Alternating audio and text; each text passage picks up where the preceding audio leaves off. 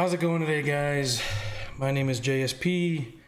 I talk Bears, all Bears football, and I react to the Bears and the product they put out on the field. And as you can see by my hat, I am a Bears fan. I'm a diehard Bears fan. But just when you think they hit rock bottom, they go through the rock and they hit the nether. Like, they literally just go through the rock and they go even further down. Like, I don't even know how it's possible. And honestly, in my opinion, this loss is worse than the other three. I would rather get blown out 70-20. 100%. I would rather get blown out 70-20 than lose a 21-point lead in the fourth quarter. They were up 28-7 in the fourth quarter, the Broncos scored 21 unanswered points, and we blew the game away, just like I kind of had an inkling of a feeling at halftime. I had a feeling. I called up my dad and I was like, hey, they're looking pretty good, but just don't let up the gas. Literally just keep scoring points, because I know this defense can't stop shit.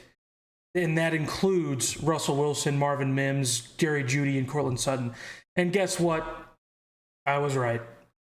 I bet $50. I live here in Denver. I bet $50 that the Bears would beat the Broncos, and I almost won that bet.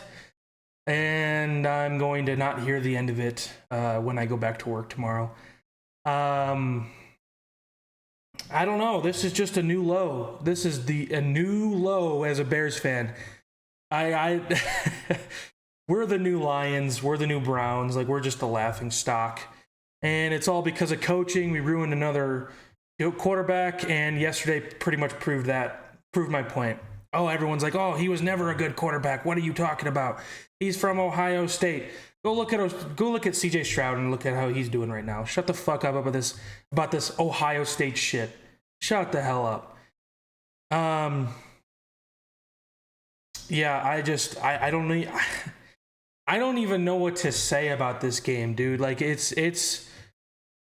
was literally staring at the wall for the last 15 minutes after the game ended. Like, I didn't think it was even possible to blow that lead. And the Bears literally had to try to blow that lead. You had to literally try. You had the victory in your lap, and you just threw it away. You had the victory just right in front of your face. All you had to do was reach for it and grab it, and they just choked and died on the field that day. Like, Justin Fields is dead inside. Matt Eberflus is not taking any blame. He's blaming everyone else besides himself. But we're making history about how bad our defense is. Like, this is literally the worst defense the Chicago Bears has ever seen. Ever seen in franchise history.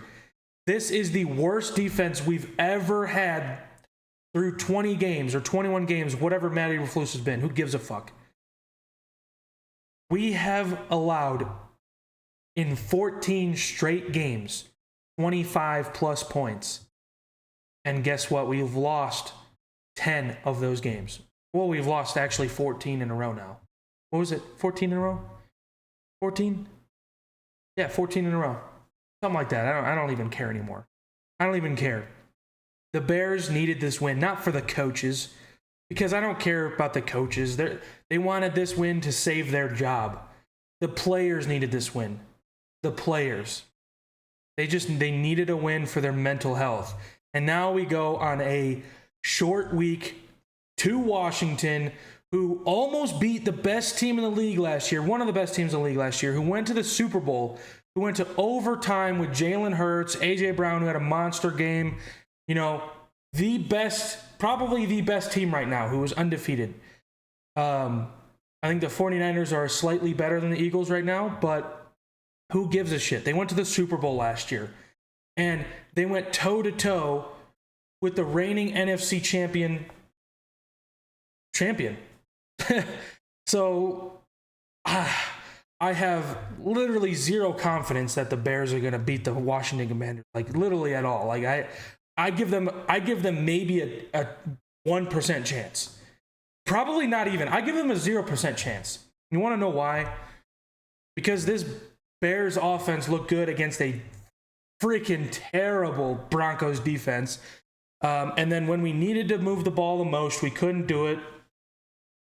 I don't even blame Justin Fields for those 2 mistakes. I'm going to ignore that and just go with the good. He had his best day as a professional, 335 yards, 4 touchdowns, 1 interception. He was practically flawless in the first half, like literally almost flawless. The only incompletion he had was on a Hail Mary, and he was like, 18 for 19 in the first half or something like that? I don't even know. But he was practically flawless. He had 3 touchdowns in the first half. He had another touchdown in the second half. It was 28-7 at some point. And then just to start the fourth quarter, we did literally everything opposite than we did the first 3 quarters. And we let them crawl back from a 21-point deficit. Now, the reason I don't blame Justin Fields for these 2 mistakes he made was, yes, he fumbled the ball, and it was a scoop and score that allowed them to tie the game when we were actually driving. The reason I don't blame him for that fumble was, why the hell are we not running the ball? It's been working the whole fucking game. The whole game. Why are we not running? On 1st and 10, why are you not running there? Give it to Khalil Herbert. What are you doing? Second reason. There was not a single person there to block. Both defenders coming from the edge, unblocked. As soon as Justin Fields turns his head, he has a defender in his face, and he fumbled the ball. 1, what was that play call? And 2, there was no blocking. Larry Borum, oh my God, he had a terrible game. Awful. Okay, and that interception to end the game, he was trying to make a play. I get that. Yes, he was trying to make a play. But I also understand where people are coming from and blaming Justin Fields for it. Because, yes, the game is on the line.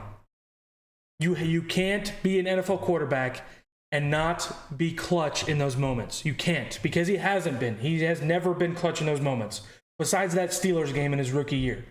That is the only time I've ever seen him be clutch in those moments, and we still lost. I'm talking about how he was just trying to make a play. Cole Kmet it was miscommunication. He might not have been in the place where he was supposed to be. Justin Fields tried to throw with anticipation. A lot of people are talking shit, like he can't throw with anticipation. He finally tries to throw with anticipation, and that happens. So he was trying to make a play, but again, I understand where people are coming from.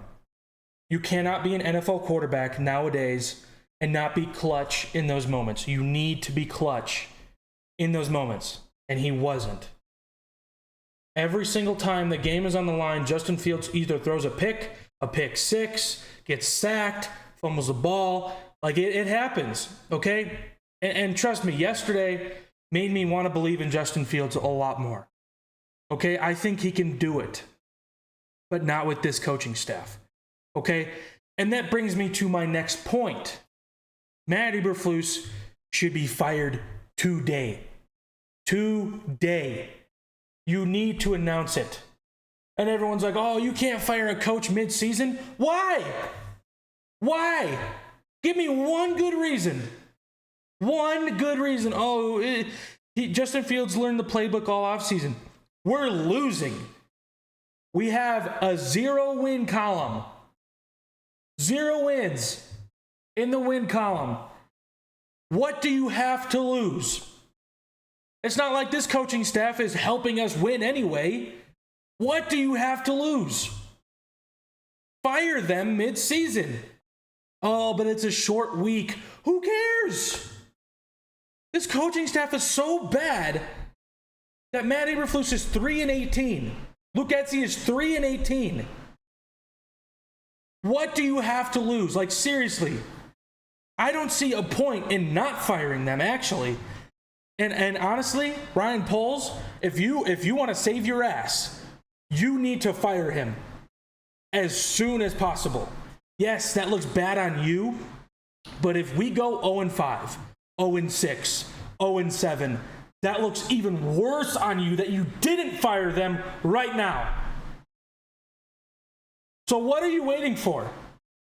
Because Matt Eberflus is literally not helping this team. He's not helping this team. He's actually hurting this team. He is hurting your football team. And again, brings me to my next point. Ryan Poles. You trade the second round pick, the first pick in the second round, for Chase Claypool, who your whole philosophy is, we need to get players up in here that love the game of football. They have passion, they have emotion, they love the game of football. And then you bring someone in here like Chase Claypool, who is the complete opposite of what you do here, or what you want to build here. Okay? You signed Tremaine Edmonds, who my friend, who is a Bills fan, said, you guys made a big mistake paying that much money for 4 years for Tremaine Edmonds, who is awful in coverage. He can't stop the run. He can't tackle. Why are you paying Tremaine Edmonds, who is not even that great, when you had one of the best linebackers already on your team in Roquan Smith? Why are you not paying Roquan Smith, but you'll give all these millions of fucking dollars to Tremaine Edmonds? Why? You already had a top 2 or 3 linebacker in the league in Roquan Smith, but you won't pay him. But you'll pay someone who's worse, that's not even on your team. Makes no sense. Okay? And I haven't even talked about this yet. Jalen Carter has been balling out for the Eagles. Okay, I like Darnell Wright. He's honestly probably been our best offensive lineman. But my God, Jalen Carter looks like the real freaking deal for the Eagles. He is a raw talent. It doesn't matter how bad your coaching staff is, Matt Eberflus, he will get to the quarterback because, my God, he is that good. It doesn't matter how bad your offensive or your defensive coordinator is. Doesn't matter. He was that good. He is a blue chip player that no matter what the play call is, he will get to the quarterback. He will win his matchup against the center, the tackle, whoever, the guard, wherever he's lined up. He is that good of a talent. So I'm not bashing on Darnell Wright, but Jalen Carter was right there for the taking. And he literally straight up changes the way games are wins or losses. He changes games, wins or losses, because he's that freaking good. And he was right there. Okay, so I'm not bashing Darnell Wright, but Jalen Carter just looks like that. He should have gone number 1 overall. And I don't know. I don't get it. I was also mad before the game started because I like Khalil Herbert, okay, and I like Roshan. I like both of them. Don't get me wrong. But why sign Deontay Foreman, who had almost 1,000 yards last year for the Panthers, and he's inactive? Every week he's inactive. Why sign him to a 1-year deal? Yes, it wasn't that big of a deal. But why even have him on this team if you're just going to keep him inactive? It makes no goddamn sense. Every single thing this coaching staff does is literally the opposite of what I would do. The opposite, okay? You go forward on 4th and 1. Why are we lined up in the shotgun? Why are we lined up in the shotgun? You have one of the most athletic quarterbacks in the league. And you don't try to do the Philly sneak. It is like practically impossible to stop. It works like 99.99% of the time. And you line up in the shotgun and give it to Khalil Herbert. Come on. If you're going to do that, at least give it to Roshan. He actually breaks tackles. Like, come on. Like, you literally, in that instance, I didn't mind going for it at all. I wanted to go for it. I actually did. I liked the ballsy call because Matt Eberflus and Luke Getsy actually don't have balls, and right there in that moment, they showed that they had balls. I agreed with going for it, but the play call was atrocious. Atrocious. We needed 1 yard, and you give it to Khalil Herbert in the shotgun? What is wrong with these people? That should be a fireable offense right there. Alone.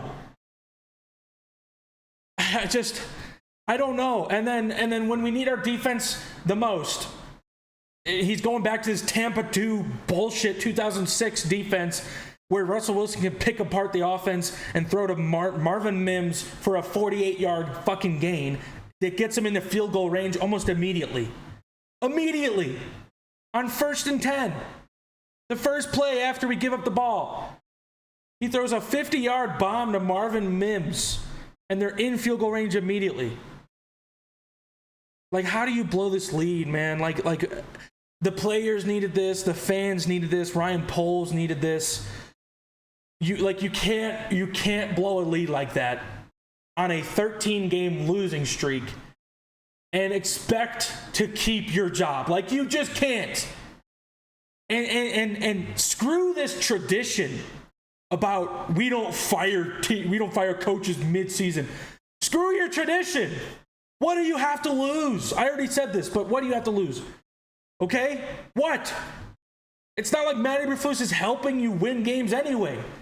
I'd rather ride with somebody else coming in as an intern than Matt Eberflus.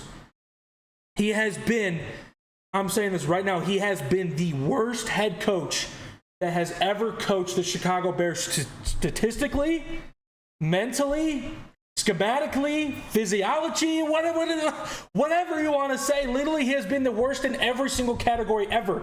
He is breaking records for being the worst in every category.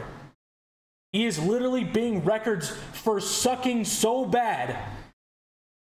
Like, it's actually funny how bad he has been because he's breaking fucking like Guinness World Records for how bad he has been as a head coach. And Ryan Poles is going to see this and he's going to let him ride it out for the rest of the season? If you actually don't fire him mid-season, you need to sell the team. You need to fire Matt Eberflus. Honestly, fire Kevin Warren. I don't care if it's his first year. Kevin Warren, if you do nothing,